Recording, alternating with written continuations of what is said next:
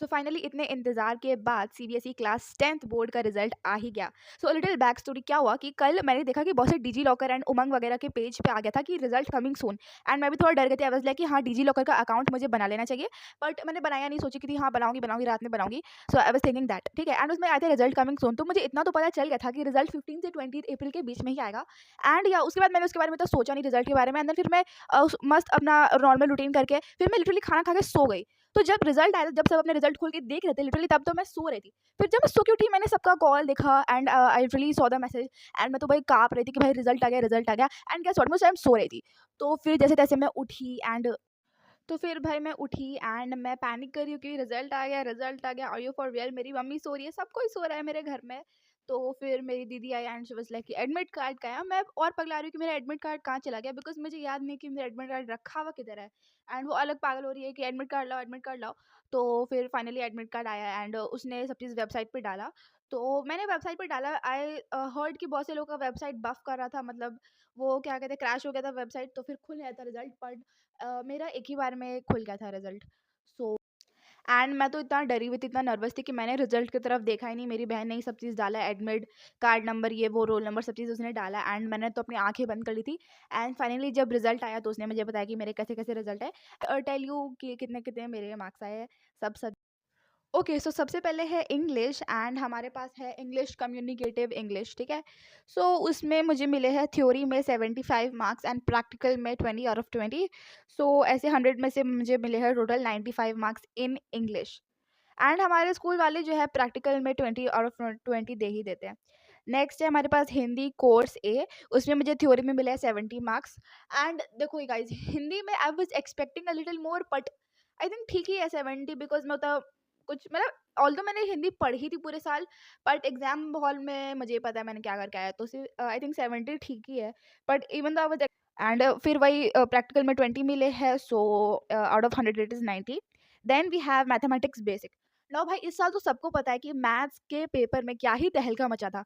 Literally मेरा basic maths का and paper आया था स्टैंडर्ड लेवल का। तो मैं घर आके इतना रोई कि मेरा पेपर कितना गंदा गया, ये वो। एंड मेरे को थ्योरी में आए हैं 90 आउट ऑफ 100।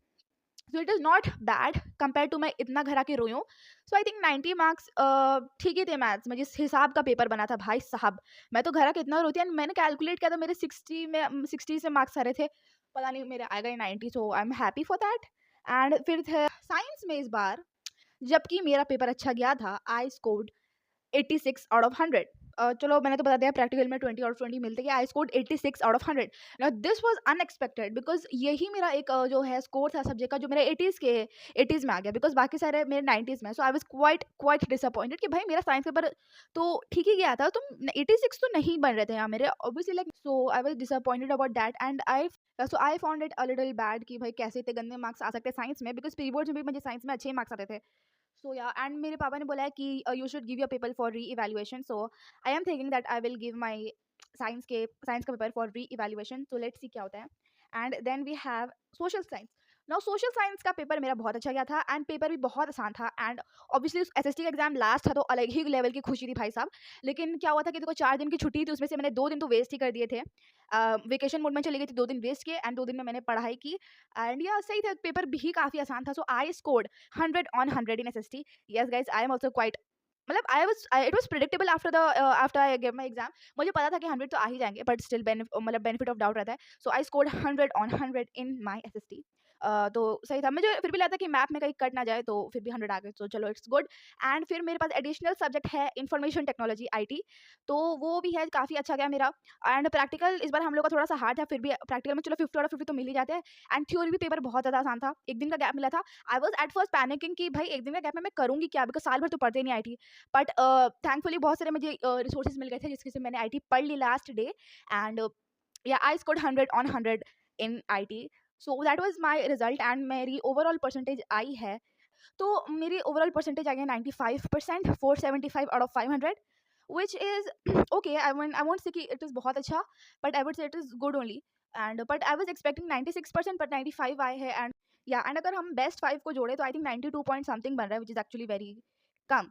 तो मतलब मुझे सब चीज़ के लिए ठीक ही लग रहा है कि सारे सब्जेक्ट्स में ठीक ठाक मार्क्स आ ही गए हैं, बट साइंस में क्या हो गया मेरे साथ भाई साहब, not at all expected. And and a little more context क्या हुआ था कि मैंने जितने लोगों से बात की, मतलब मेरे फ्रेंड सर्कल में, कि भाई रिजल्ट के टाइम तुम कर क्या रहे थे, and like half of them like हम तो सो रहे थे भाई, लिटरली सबको आई थिंक रिजल्ट के टाइम पे सो ही रहा था। सीबीएसई ने इसी टाइम पे रिजल्ट निकाला था, आई डोंट नो 3 या 4 बजे जो भी, मैंने तो अपना 5 बजे रिजल्ट खोला था। एंड या दैट वाज इट। एंड बताना तो रिजल्ट कैसा आया, पेपर कैसा था, पेपर गया कैसा, रिजल्ट कैसा आया, एंड घर वालों का क्या रिएक्शन था, एंड आर यू सेटिस्फाइड और यू आर डिसअपॉइंटेड, जो भी था please share your experience in the comment box. And also बताना कि if you are appearing for second board, personally me I'm not appearing for second boards because मेरे अंदर उतनी हिम्मत नहीं है, ताकत नहीं है, बुद्धि नहीं है, मैं भूल चुकी हूँ सब चीज़। एंड 11 में मैंने ले लिया साइंस स्ट्रीम, तो ऑब्वियसली अब तो मैं बिल्कुल भी 10th का नहीं पढ़ सकती, 11 का पहाड़ है मेरे ऊपर। So yeah I am not going to do that. And I think yeah अब तुम बताना कि री-इवैल्यूएशन के लिए if you are giving any paper, any of the subjects. So yeah, that was it for today's video. Hope you liked and enjoyed the video. Bye.